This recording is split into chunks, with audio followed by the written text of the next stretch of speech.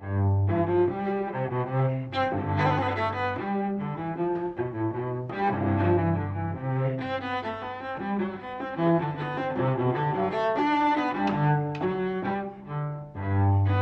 French cellist Paul Tortelier could have been made for television.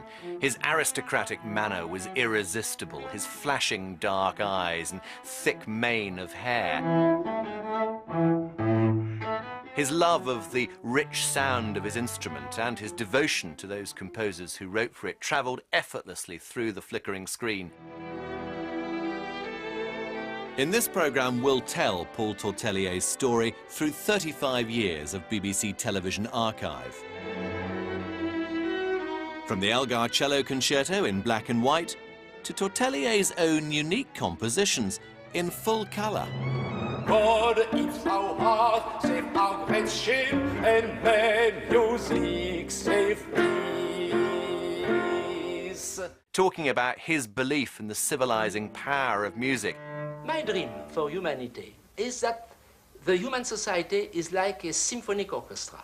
And conducting a hugely popular series of TV masterclasses.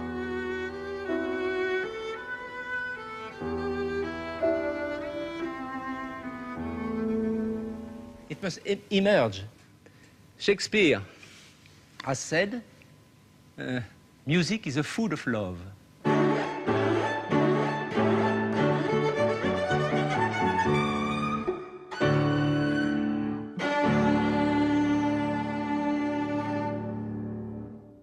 In 1961, the arts programme Monitor sent reporter John Amos over to Paris to meet the master on home ground.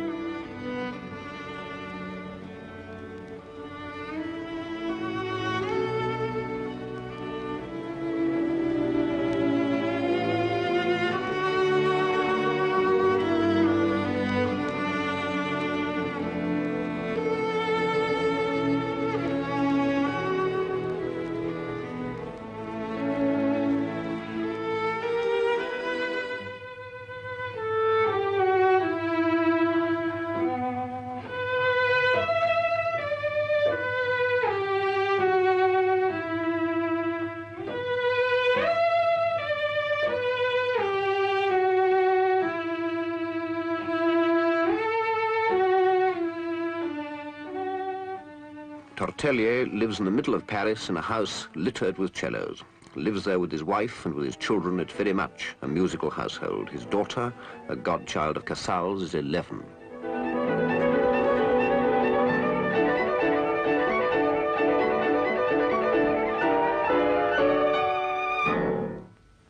Bon, c'est pas mal. His son, Pascal.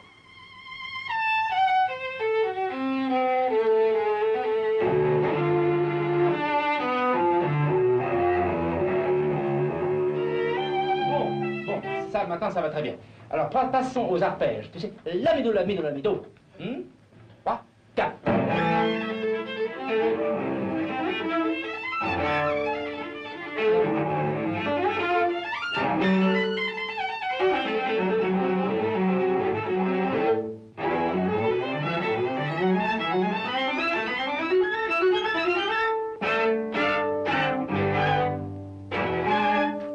His wife, Madame Tortelier.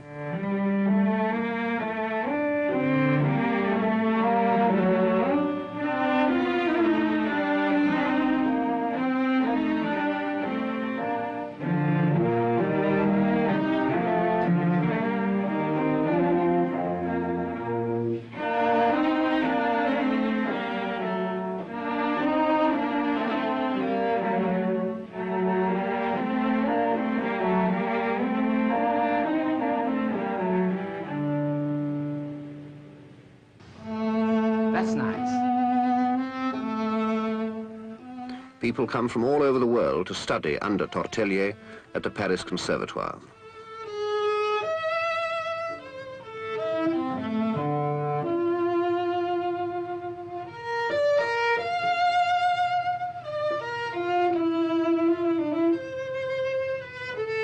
You see, you must be listening to your playing.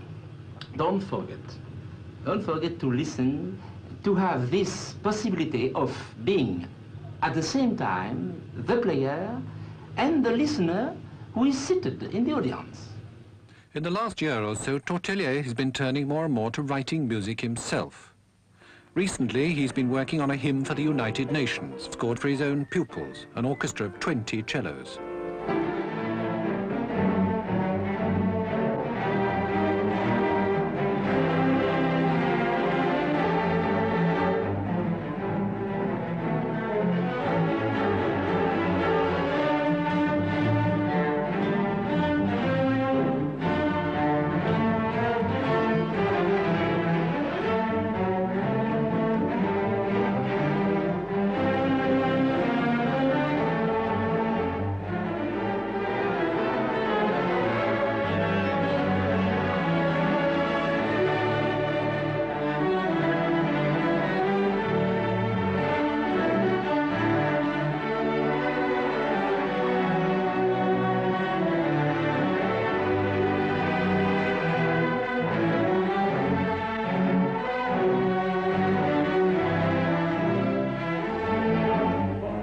Voulez-vous reprendre au numéro 1?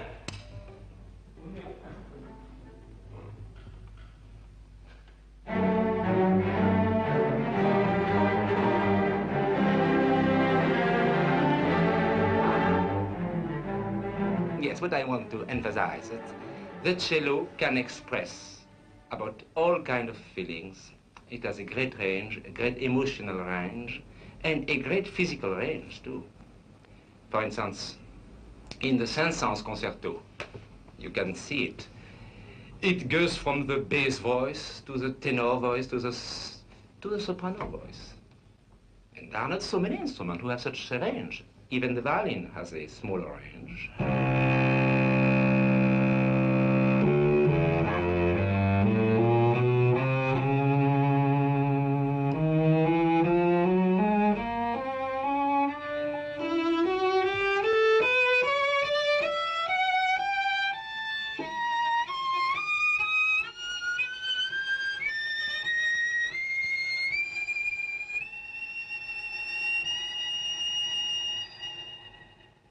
His earliest surviving television appearance comes from a Sunday recital in 1955 when he performed with the pianist Ernest Lush, a regular collaborator.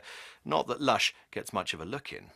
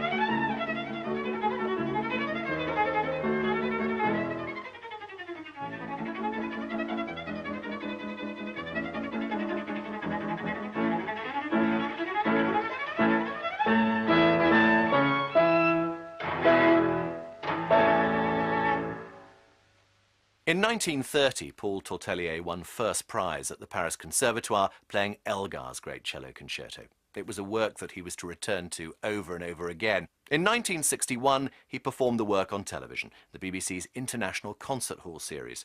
The recording, unfortunately, has innumerable technical problems, but the magic and virtuosity of Tortelier's playing still shines brilliantly through.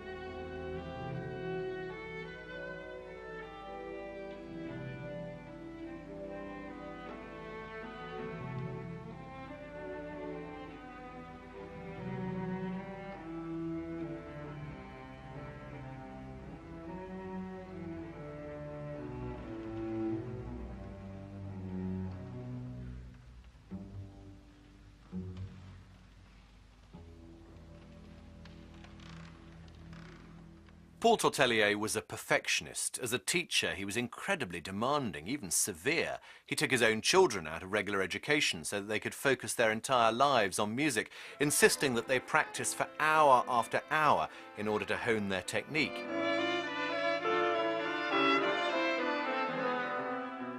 He decided that his daughter, Maria, would become a pianist. At first, his son, Jan Pascal, was going to follow in his father's footsteps and be a cellist, until his father-in-law declared that he should take up violin instead.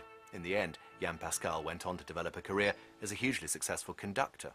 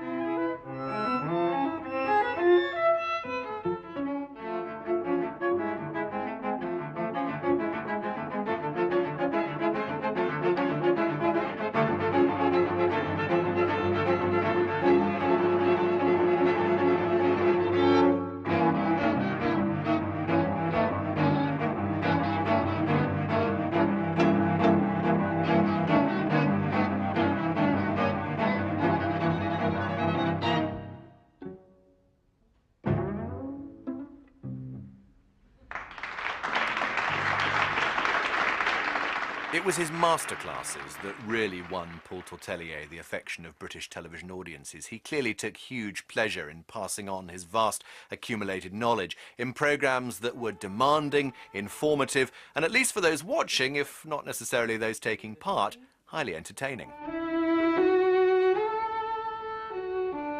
But it is more difficult.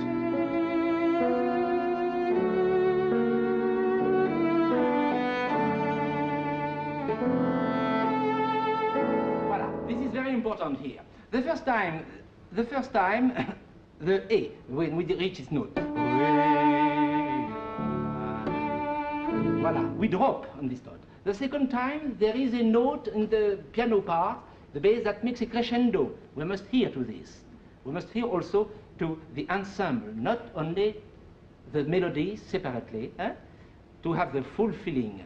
The second time,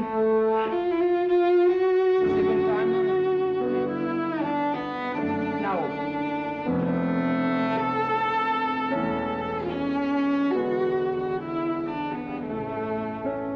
Now you are the leader.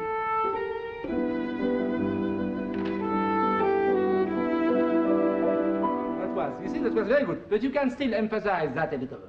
It was Paul Tortelier's mother who decided that he would play the cello after she'd heard a string quartet in a cafe playing Beethoven. What do you think now? You think we should play the movement? I think so. Yes. Huh? Well, yes? when we play the whole movement, I shall need a turner over, so my wife Brenda is here somewhere, so I think we will. Here we are. Thank you. Thank you so much. And we're going to do the first one.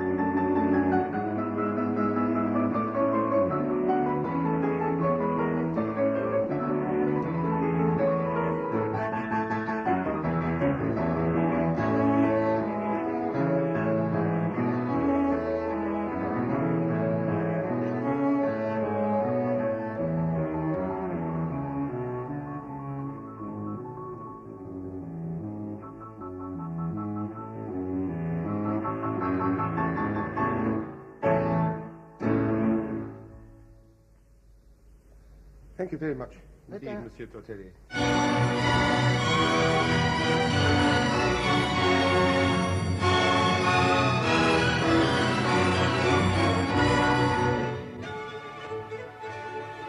In this series of masterclasses, held before an invited audience of music students, the great French cellist Paul Tortelier coaches advanced students and young professionals. In tonight's program, he works on Elgar's cello concerto.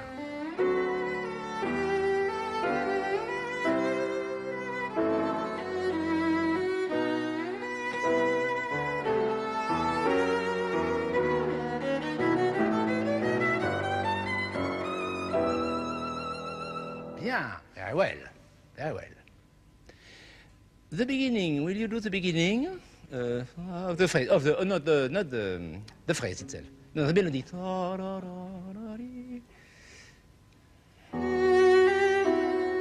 You see, it is too realistic. You play as if it was fa, sol, fa, but it is fa. It is not a real chord like fa. We are not in D major. This sounds like D major. It should be, play just one bar before. Listen.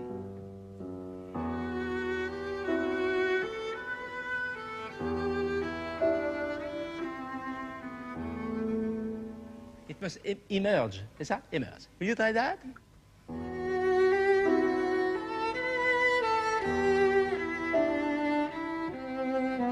Very good. C'est ça. And the course of bow must be. Now, you are an immaculate person. And your playing must be immaculate. And even when you have a glissando, it is a little spot.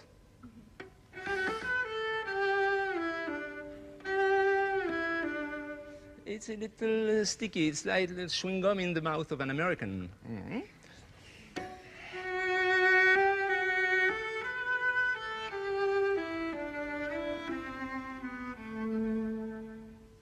We really want fresh air, huh? Out of New York. Now, you have understood that.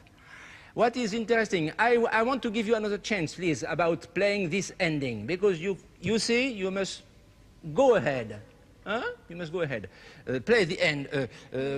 Before, I mean, when it is fa, mi, c'est ça, c'est ça.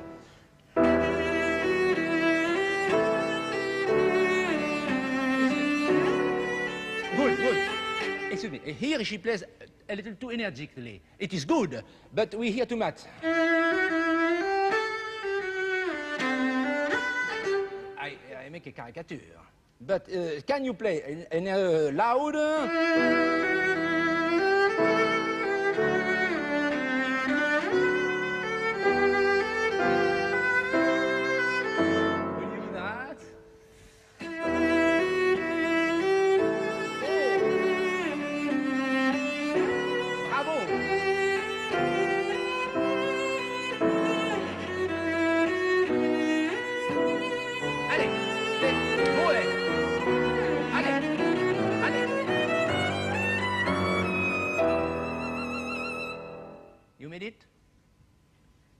You must remember that.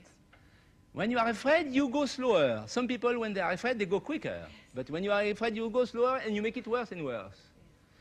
Now, you see the beautiful scale?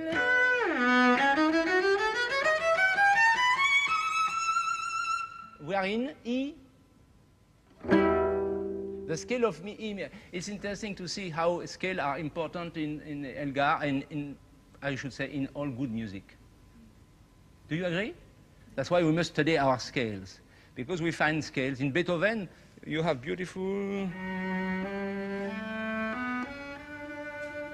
It's just a half a scale, always. And after...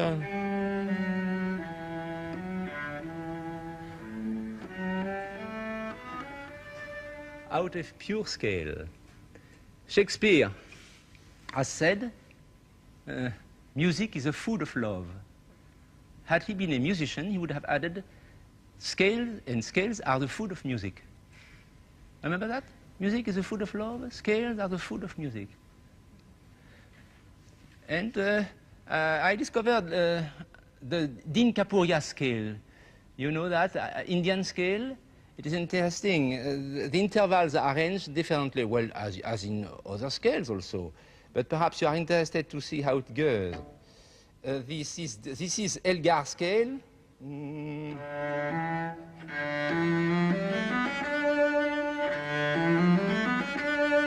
Very English. And that is Indian scale. Pardon.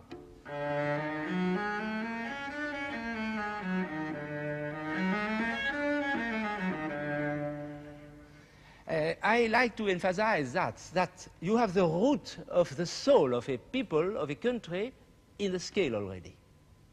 Don't be afraid to be English, don't be afraid to be Indian, because we want variety. If you are Greek, you do that. The old Greek, the noble Greek of the Antiquity.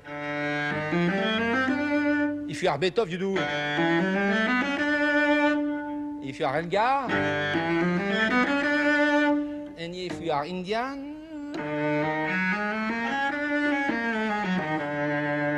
isn't it already musical? Music there already. we try Elgar. He lived in the time of Empire of India. He might have tried to bow to India and make the Indian scale instead of the Elgarian scale, English scale. Shall we try to do that? Yes. Take with me.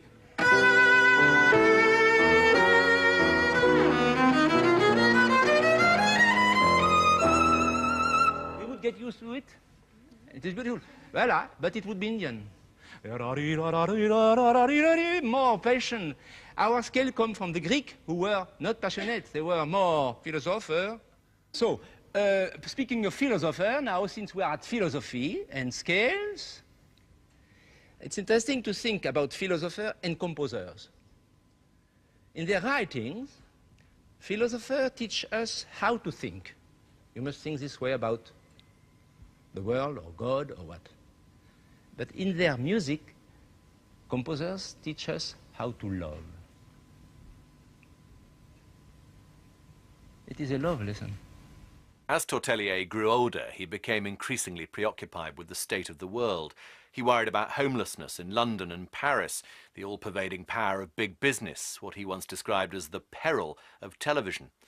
Having lived on an Israeli kibbutz in the 1950s, he was fascinated by the idea of communal living and became equally interested about life in China under Chairman Mao.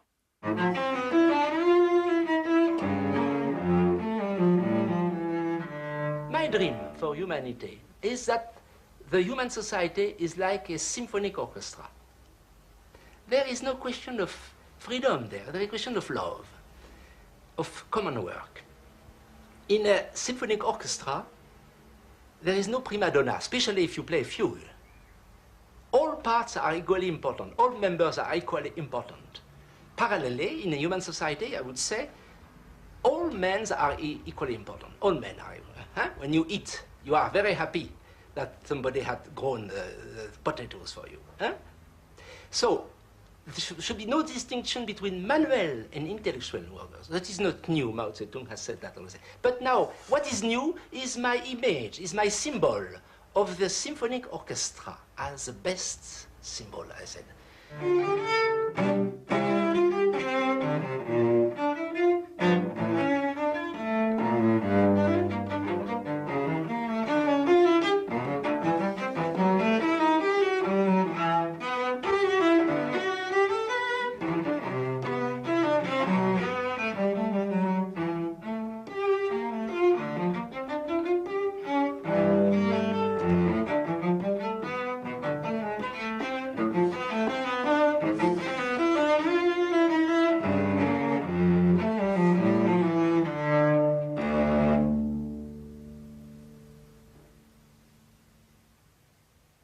As the media world changed, Tortelier proved he could easily adapt. He seemed to be equally at home on a daytime talk show or breakfast television programme as he had been hosting his legendary masterclasses.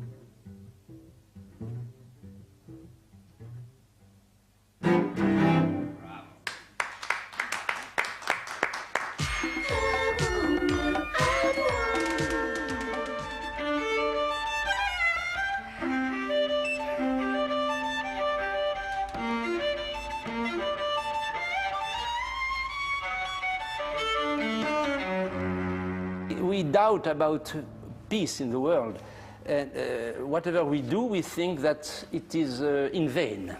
So I thought, why not put the power of music? It's a great strength, music. Why not to put this power to help the sake of peace? Now I have written also the words of this song, and I thought this song must be sung not only in half of the world, either the West or the East, but in the whole world. You cannot make peace with only half of the world. That's always the problem. So that the words can be sung in Moscow as well as in Roma, in New York as well as in Peking. I decided to put two alternative words in the beginning.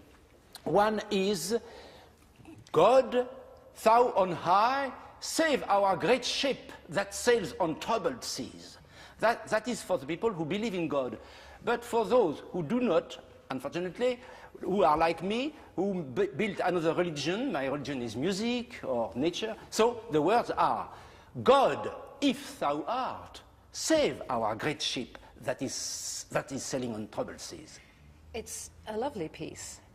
We won't have time for you to sing all the way through for us, but would you just play a little bit of the theme for us so we just know how you've set those words to yes, music? Just God, that's way. God, if thou art, save our great ship that sails on troubled seas. Nature be praised, and let our face preserve our beauteous world. Let us make life sing and dance and shine, just like golden light. Open our heart that we may have justice for all, and hail the sighs of the day, bringing the rain of love. God, if thou art, save our great ship, and may music save peace. Paul Tortelier, thank you very much indeed.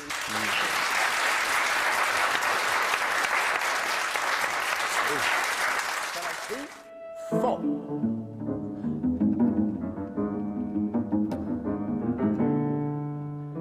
What? Problem? What? Problem? Difficult. Very quick finger.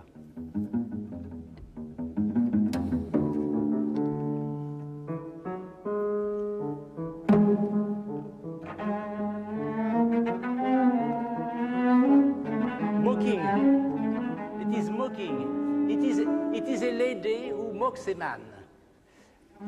It is very French.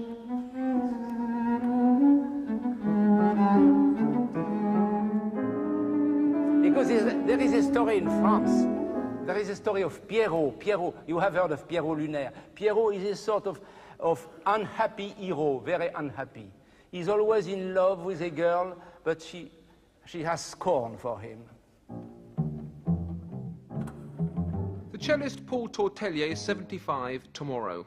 Tonight, Paul Tortelier is in the studio with his wife, the cellist Maud Tortelier, and their daughter, the pianist Maria de la Pau, to play Paganini's Variations on a theme by Rossini.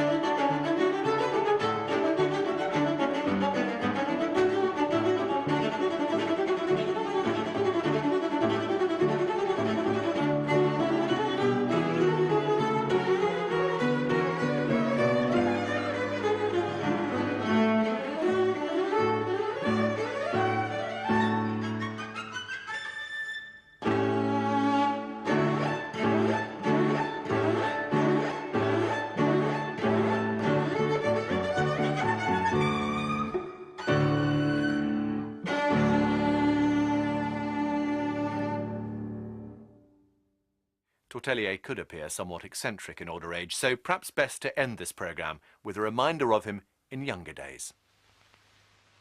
And now Chopin, one of the 24 piano preludes arranged for cello by Paul Basler, the prelude in E minor.